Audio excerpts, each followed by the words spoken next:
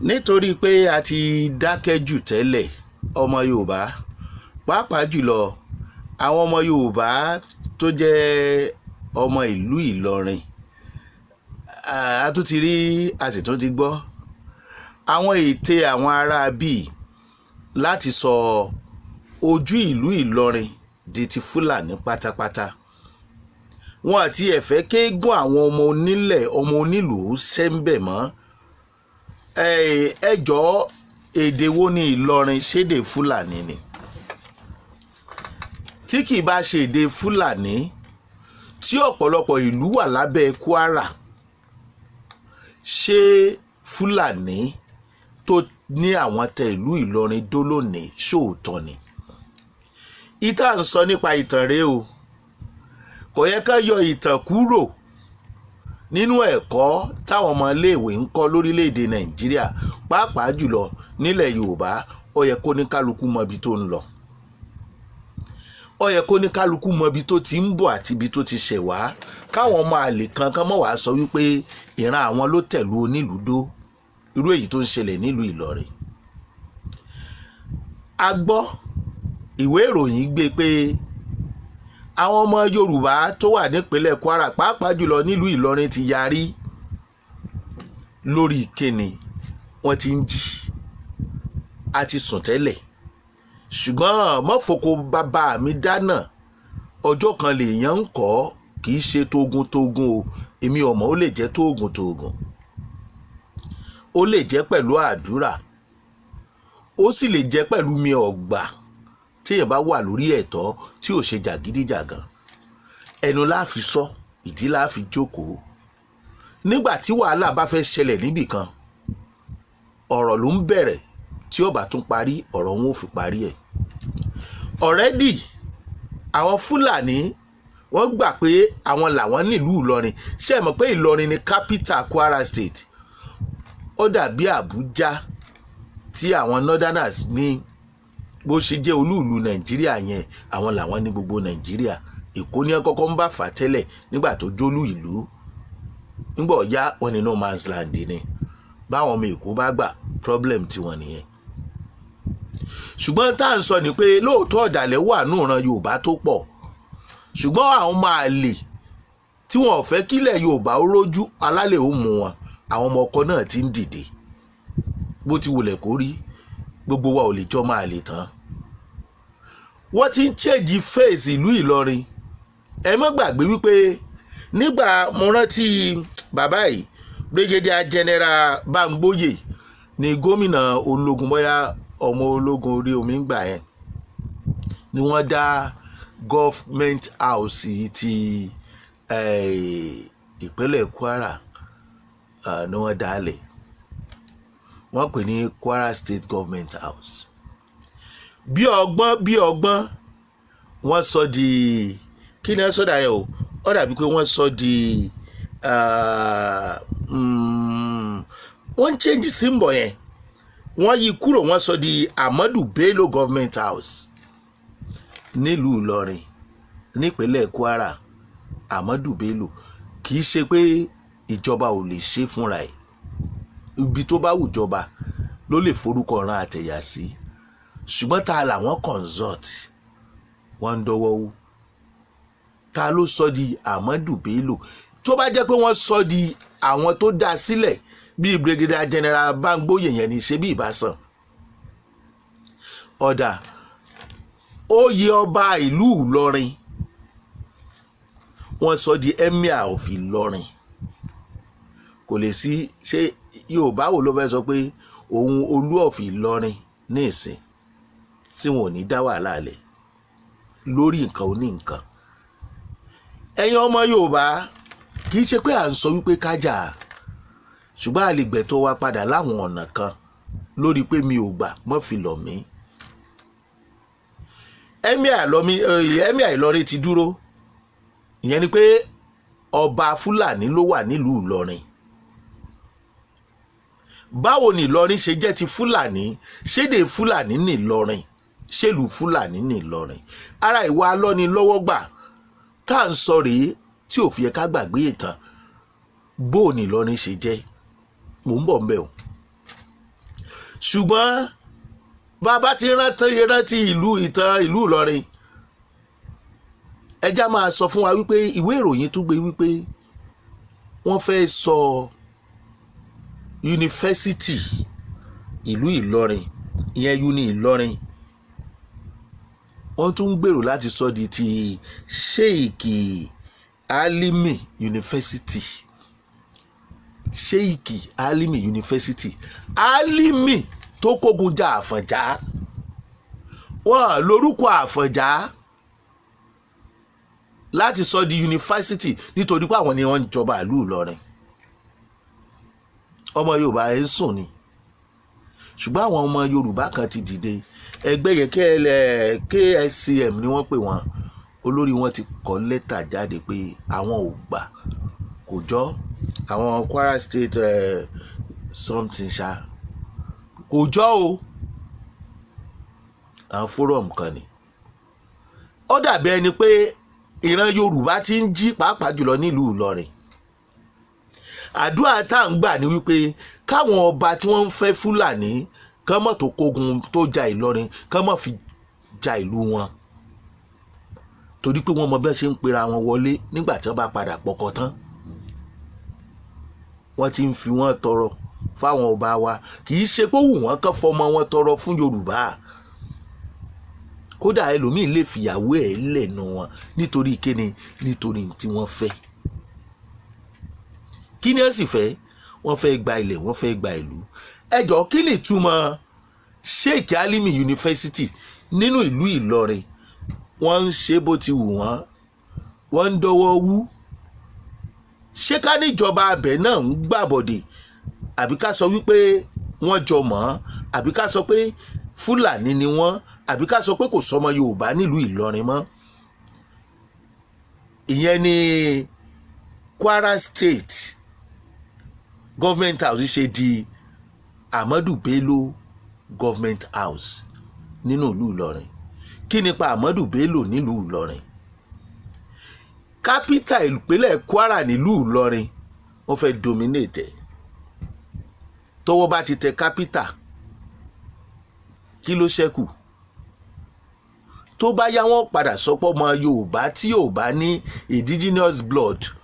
ti traces ti Fúlàní kò lè lọ sí uni Ìlọrin tí wọ́n fẹ́ sọ di Sheikh Alimi University. ṣó máa wáyé bẹ́ẹ̀ ṣé ẹ máa gbà kó wáyé bẹ́ẹ̀? ṣó yẹ kó rí bẹ́ẹ̀?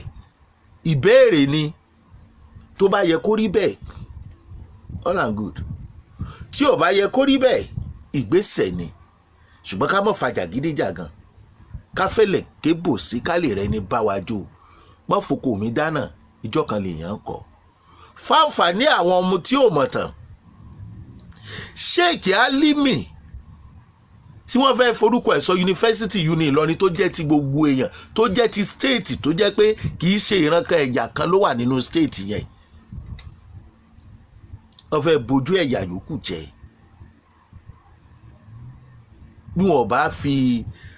orúkọ ọmọ Yorùbá sọ̀lú Ìlọrin torí pé àwọn lọ́ba ẹ̀ ti mú emir Ìlọrin ẹ̀ ti mú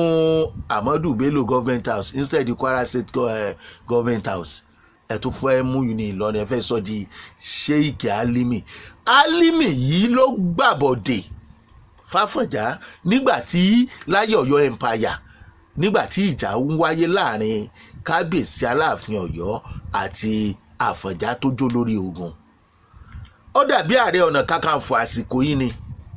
wọ́n ń lè gbénú ìlú pẹ̀lú ọba torí agbára wọn pọ̀. tá bá ń sọ agbára ọ̀wọ̀ táwọn èèyàn ń fọ́ba ni wọ́n máa ń fún wọn kò á ní sí àtọ̀ láàrin ọba àti olórógun. inú igbó ẹ̀yìn ìlú ni wọ́n máa ń múlé sí tá Àfọ̀njá fi di ẹni tó lọ tẹ̀lú Ìlọrin dó. èwo ni ká máa fèrú gbàbùkún? ṣé àwọn tí wọ́n jọ pè wá ní nǹkan kan náà lélẹ́yìí tí wọ́n dẹ̀ mọ òótọ́ ṣùgbọ́n nítorí èrò ọkàn wọn àwọn tí ò ní human feelings wọn à ní ẹ̀jẹ̀ ènìyàn lára àfẹ̀jẹ̀ màálù. àwọn ní ẹni kájọ máa tọwọ́ bàwú kájọ máa jẹun nínú ìfẹ́ kan ṣoṣo. ṣáwọn yẹn nífẹ̀ẹ́ ṣá ṣé ọmọ tó ń pè nífẹ̀ẹ́ àwọn tẹ̀mí èèyàn ọ̀jọ́ lójú. lẹ́yìn ìgbà tíjà wá wáyé láàrin Àfọ̀njá tó tẹ̀lú Ìlọrin dó nítorí pé kò lè gbé pẹ̀lú kábíyèsí nílùú Ọ̀yọ́ empire àgbà yẹn tí wọ́n gbógun tàfọ̀njá táwọn ọmọ ogun ẹ̀kan gbàbòdè ló nílùú ọmọ ogun ibi tó wà tá Álímì ti mọ́ra nìyẹn. Álímì tó jẹ́ Fúlàní àrán wa létí ni Álímì bá ja ogun yẹn ó bá gbógun ti àwọn ọmọ ìyá ẹ̀ torí ọmọ ìyá ẹ̀ ní Ọ̀yọ́ empire lẹ́yìn ìgbà tán ṣẹ́gun tán ní wọ́n ní kó fòkó nìṣó kẹ́ ẹ lè mọ̀ pọ́ dàlẹ̀ làwọn aráabí tẹ́ni kájọ máa ṣe. bẹ́ẹ̀ ṣe pa Àfọ̀njá nìyí o àwọn tó gbèjẹ iná padà pa la fi ń sọ fún gbogbo ẹ̀yin tẹ́ ń fún wọn nílẹ̀ tẹ́ ń talẹ̀ fún wọn wọn ni wọ́n padà pa yín tọmọtọmọ tẹbítẹbí taratara gbogbo ẹ̀yin tẹ́ ń kó màálù lé wọn lọ́wọ́ ẹ ọwọ́ wọn lẹ̀mí yín máa padà bọ́ sí gbogbo ẹ̀yin tẹ́ ń kó AK-47 lé wọn lọ́wọ́ ẹ̀yin ni wọ́n fi padà ṣekú pa tẹbítẹbí taratara yín torí ẹ̀ mọ̀ wọ́n ni láìpẹ́ wọ́n mú àwọn darandaran wọn pẹ̀lú AK-47 lẹ́yìn ìgbàjọ tí ìjọba ti sọ pé kó ń kálukú kó nǹkan jẹ ogun ẹ̀ lẹ̀ kí ni darandaran ń ṣe pẹ̀lú AK-47 kí ló fi ń ṣọ́ erin ni àbí kìnìún àbẹ́kùn ló ń mú kiri torí tó bá fẹ́ ṣe léṣe màálù tẹ́jọ gbédè ara wọn nítorí káwọn àgbẹ̀ ó mọ̀ bá a sọ̀rọ̀ tí wọ́n bá ń fi màálù tí oko wọn wọn ó kó àdá wọn ó kó dà sàǹdà AK-47 tí ò sí lọ́wọ́ àwọn ológun mò ń sọ Àmọ̀tẹ́kùn ò tí ì lo ìbọn tó wà lọ́wọ́ àwọn darandaran bá a ṣe ń sọ lọ́wọ́lọ́wọ́ ìpẹ̀lú gudugudu méje jàyà mẹ́fà tí ń ṣe wọ́n approve ẹ̀ àwọn tí wọ́n wá approve tí wọ́n dẹ̀ ní nǹkan kan ṣe pẹ̀lú ààbò ìlú àwọn ní ń gbé AK-47 káàkiri ṣe fi ń jí àwọn aráàlú gbé wọ́n turn to bandit kidnappers wọ́n tún fẹ́ gba uni Ìlọrin tó jẹ́ ti state uni Ìlọrin tó jẹ́ gbogbo Ìlọrin lónìí gbogbo ìpínlẹ̀ Kwara lónìí wọ́n fẹ́ sọ di Sheikh Alimi University allegedly ṣùgbọ́n wo ìròyìn gbé pé àwọn ọmọ Kwara láwọn gbá ọmọ Ìlọrin látọjọ́ Yorùbá bẹ ní láyé tó bá jẹ́ òótọ́ ni ẹ̀yà tètè sọ fún ọ ká má ṣe igi mú ẹlẹ́dẹ̀ ti wọgbà tán ó yẹ kán ra mọ́ ti igi mú ẹlẹ́dẹ̀ yẹn bọ́ síta díẹ̀díẹ̀ ni kí gbogbo ara rẹ̀ wọ́n má bàa wọgbà. Ìtàn ṣe pàtàkì nínú ẹ̀kọ́ àwọn tán mú láwọn darandaran wọn nípínlẹ̀ Kwara wọn ò sọ̀rọ̀ lé lórí àgbọ̀n kankan lẹ́nu Emir Ìlọrin àgbọ̀n kankan nígbà tí wọ́n ń sọ wípé ká má kó Fúlàní sínú àwọn security team nípínlẹ̀ Kwara ó dàbí ẹni pé àwọn èèyàn ètì wọn ṣe bẹ́ẹ̀ padà gbọ́ ohun tán ṣe gbogbo ohun tán kó ní wọn lọ́wọ́ ebi ẹ̀ padà fi sọ ìjọba lẹ́nu kí ni wọ́n fi ṣe níbo ni wọ́n ti mú wọn ibo ni wọ́n nìkan máa sọ bóyá fẹ́ lọ́ọ́ máa jiyàn gbé ń bò mí pẹ̀lú irinṣẹ́ tíjọba kó lé wọn lọ́wọ́ ẹ mọ̀ wá wọn díẹ̀díẹ̀ ẹ mọ̀ bóyá wọ́n ṣe é bá gbé àbí wọn ò ṣe é bá gbé bóyá wọ́n ṣe é bá tò àbí wọn ò ṣe é bá tò àwọn ọmọ Yorùbá ti fárígá fún Emir ìlú Ìlọrin kí ni pati Sheikh Alimi kó tí orúkọ rẹ̀ fi yẹ kó jẹ́ orúkọ yunifásitì uni Ìlọrin ọ̀dàlẹ̀ apààyàn akógunjọmọ onílẹ̀ ní orí ilẹ̀ yẹn náà ẹ̀ tí ẹ̀ wá fẹ́ rí traces ọmọ Yorùbá mọ́ ṣé èèyàn kan ó sọ pé kábíyèsí Ìlọrin lòun ní ìsìn àbúlù Ìlọrin àbí onílọrin ọ̀fì Ìlọrin táwọn arábí ò ní kógunjà lórí ilẹ̀ bàbá ẹ̀ ta lè ní náà gbogbo ọmọ Yorùbá lọ̀rọ̀ yìí wá kàn torí tí Ìlọrin tí ò bá rí bẹ́ẹ̀ ni wọn ò ní máa rò pé bẹ́ẹ̀ ló yẹ kó rí níbi gbogbo ọlá apọ́lọ́hún fún wọn ṣe ni o èmi kí gbogbo ẹ̀yin tẹ́ ẹ̀ ń wò wá nílé o ṣó yẹ kó rí bẹ́ẹ̀ o uni Ìlọrin kó padà di Sheikh Alimi ọ̀dàlẹ̀ yunifásitì kí wọ́n á máa sọ fún ipò ọmọ Yorùbá tí ó bá wọ bẹ̀